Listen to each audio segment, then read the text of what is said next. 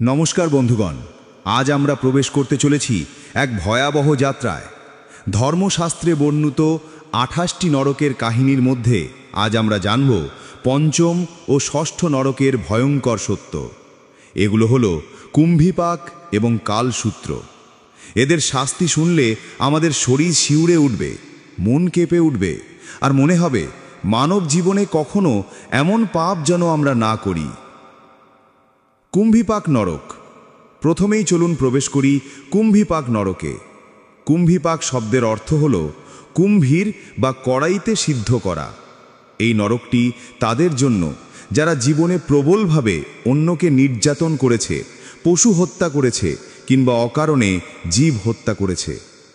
ধর্মশাস্ত্রে বলা হয়েছে, যারা প্রাণীর প্রতি নিষ্ঠুর, যারা বিনা কারণে হত্যা করে, বিশেষ করে যারা পশু হত্যা করে ভোগবিলাসের জন্য তাদের মৃত্যুর পর আত্মা এখানে আসে, তাদের একটি বিশাল লোহার কড়াইতে তপ্ত তেলের মধ্যে ফেলে দেওয়া হয়। কল্পনা করুন, ফোটানো তেলের মধ্যে দগ্ধ হতে হচ্ছে। বের হতে চাইলে আবার পাপের প্রহরীরা ঠেলে দেয় ভিতরে। আত্মা হাজারবার অজ্ঞান হয়ে যায়, কিন্তু মৃত্যুই আসে না। বারবার সেই যন্ত্রণার মধ্য দিয়ে যেতে হয়। এই শাস্তি থেকে মুক্তির একমাত্র উপায় হল জীবনে জীব হত্যা থেকে বিরত থাকা, দয়া ও করুণাকে নিজের ধর্ম করা। কালসূত্র নরক। এবার চলুন যাই কালসূত্র নরকে। এটি নরকগুলোর মধ্যে অন্যতম ভয়ঙ্কর। কালসূত্র শব্দের অর্থ হল সময়ের সূত্র বা মৃত্যুর পথ। এখানে আসে সেই সব আত্মা যারা জীবনে গুরুতর অন্যায় করেছে, গুরুদ্রোহী, অসত্যাচারী, ধর্ম অবমাননাকারী এবং প্রবল দুষ্ট মানুষ। কালসূত্র নরকে পাপীদের দেহ পুড়তে থাকে আগুনে, আবার ভেতর থেকেও অগ্নিদগ্ধ করে তাদের প্রাণ। তাদের হাত পা বাঁধা হয় লোহার শিকল দিয়ে, শরীর চূর্ণ করা হয় গরম পাথরে। এখানে যন্ত্রণা শুধু বাহিরে নয়, ভেতর থেকেও দগ্ধ হতে থাকে তারা। দিন রাতের কোনো পার্থক্য নেই, শুধু তীব্র যন্ত্রণা আর আগুন।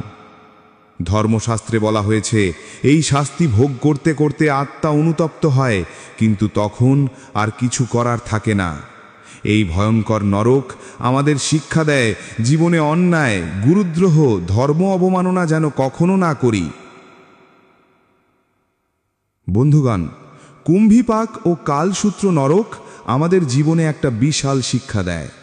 পৃথিবীতে আমরা হয়তো অনেক পাপ লুকিয়ে ফেলতে পারি, কিন্তু মৃত্যুর পরে সেই কর্মফল থেকে রেহাই পাওয়া যায় না। সৎ জীবনযাপন, দয়া, সততা ও ভক্তিই পারে আমাদের এই ভয়ঙ্কর পরিণতি থেকে রক্ষা করতে। তাই আসুন আমরা আজ থেকেই প্রতিজ্ঞা করি, অন্যায় নয়, সত্যের পথে চলব, দয়া করব সকল জীবের প্রতি, আর ভক্তি রাখব ঈশ্বরের প্রতি। এই শিক্ষা যদি আমরা হৃদয়ে ধারণ করতে পারি, তাহলে নরকের ভয় আর কখনো আমাদের ছুঁতে পারবে না। পরের এপিসোডে আমরা জানব আরও দুটি ভয়ঙ্কর নরকের কথা। ততদিন পর্যন্ত ভালো থাকুন, সৎ থাকুন। সাবস্ক্রাইব করতে ভুলবেন না। জয় শ্রীকৃষ্ণ।